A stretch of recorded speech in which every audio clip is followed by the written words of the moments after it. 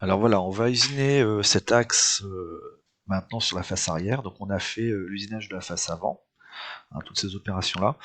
Et maintenant on veut usiner la face arrière. Donc je vous rappelle, on va sortir la barre pour la mettre en appui sur une butée qui va être une butée amovible, qui va être l'outil.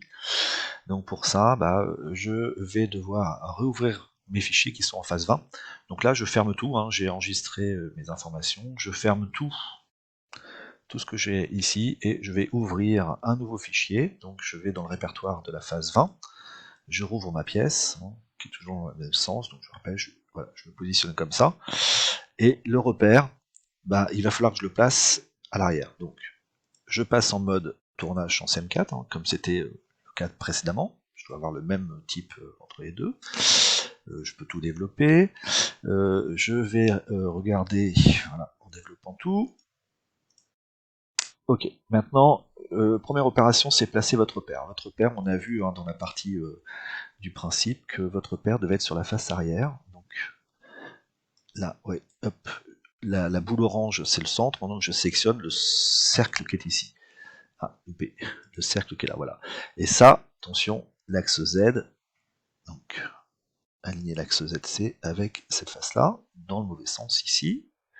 Je déplace, voilà. Et ça dans le bon sens. Maintenant, je vais me positionner suivant X. X vertical, Z sur la droite. Là, le repère il est bien placé. Je valide. Donc dans ce deuxième programme, je n'ai pas besoin de faire une ébauche extérieure et une finition extérieure. Donc ces deux opérations-là, je peux les mettre dans géométrie non utilisée. Et vérifiez bien que dans le programme, vous avez toujours, hein, je l'ai déplacé dans la géométrie, mais ça c'est pas déplacé, donc voilà. Je les mets aussi à cet endroit. Le plus simple c'est de les détruire. Hein. Donc bouton droit, hop, et vous pouvez détruire des opérations. Bon, là je les garde juste pour le principe. Donc, mon repère, correctement placé, qu'est-ce que j'usine? J'usine cette pièce-là. Une fois que j'ai usiné cette pièce-là, le brut, automatiquement, il va m'en créer un. Mais il est trop petit parce que maintenant je travaille derrière. Donc il faut que j'agrandisse le brut par l'arrière. Donc on va l'agrandir, on va mettre, mettons, 5 mm derrière. Voilà. Maintenant, une fois que j'ai fait ça, il va créer le profil 2D. D'accord. Et maintenant, on va faire l'approche retrait. Donc l'approche retrait, je vais toujours laisser l'approche retrait par rapport à la pièce de devant. Ouais. Donc, je vais me positionner comme ça, mais je vais remettre l'approche retrait où elle était tout à l'heure, donc elle est par là, quoi.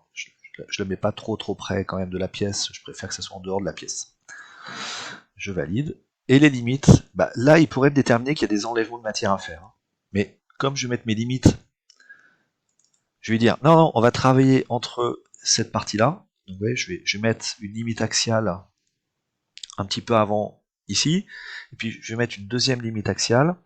Alors attention, hein, il faut au moins 3 mm si vous voulez pouvoir couper la pièce. Donc, alors la solution, ce que je vais vous proposer, je vais cliquer sur ce point-là, voilà, il est au centre, et là vous avez Y qui est vert par là. Donc en fait, quand vous allez cliquer sur le bouton qui est dans la boîte du dialog point, vous allez avoir des repères, et si vous déplacez suivant Y négativement, si vous mettez -3, on devrait se décaler de 3 mm. Voilà. Donc il faut bien regarder ce petit système d'axe là, c'est le système qui correspond à ce qu'on voit dans les coordonnées que vous avez ici. Voilà, donc je me suis décalé de 3 mm, donc j'ai largement assez pour que mon outil passe et tronçonne la pièce. Donc, qu'est-ce que je dois faire comme opération? La première opération, c'est l'opération Turning Express. J'ai pris, je vous rappelle, pour le modèle, et c'est l'opération de la rainure de Circlips. Donc je vous rappelle qu'il faut que je passe en filaire statique. On va zoomer un petit peu. Allez, c'est parti. Rainure de Circlips, c'est bien l'outil. On travaille par rapport à la limite. Tournage finition, je valide. Ensuite, il me propose un profil qui n'est pas tout à fait correct. Je vais éditer le profil. Je vais changer la valeur du profil en choisissant ce qui m'intéresse. Donc ce qui m'intéresse, c'est le petit trait qu'on a ici. Je zoome si vous voulez. Ah, c'est pas le bon. Les trois petits points. Je clique avec le bouton gauche. C'est bien le petit qui m'intéresse. Je clique sur le petit. Est-ce que l'outil doit travailler par ici? Je vois bien les deux traits de la rainure. Donc le point est du mauvais côté. Je le bascule à gauche. Je fais OK. Je mets en place mes conditions de coupe. Une fois que j'ai fini, ici, c'est les conditions de coupe se mettent en place dans le mode Teach, à cet endroit-là. Avance vitesse. Donc là, moi je vais tout laisser par défaut. Voilà. vous mettez bien jour aux valeurs. C'est bon, ça c'est terminé. Et maintenant, donc on a dit qu'on s'autorisait à ne pas faire le chanfrein qui était derrière. Donc, ne pas faire le chanfrein, bah, on va directement faire un tronçonnage. Et tronçonnage, c'est ce bouton-là. Voilà. Naturellement, il faut choisir l'outil à tronçonner. Tronçonnage. Toujours la limite, tournage finition, faites OK. Hop, l'opération arrive. Vous mettez à jour vos conditions de coupe. Donc, bon, là, je vais laisser les valeurs par défaut, mais vous mettrez vos valeurs. Et puis, bah, c'est terminé, on génère le code. Voilà, alors je vais dézoomer un petit peu pour que vous voyez bien. Donc en fait, là ici c'est ce qui n'a pas usiné, et puis ici c'est le tronçonnage avec la largeur de l'outil. Donc on va le voir rapidement en simulation. Je repasse en ombré avec. Voilà, vous allez voir, ça va assez vite en fait, l'usinage. Donc je clique sur un des parents pour faire ma simulation en mode dynamique. On va baisser la vitesse, j'ai peur que ça soit.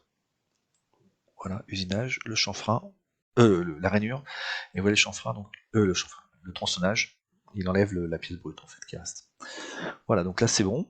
Une fois que j'ai terminé, donc je me repositionne toujours comme il faut, j'oublie pas d'enregistrer mon travail. Hop.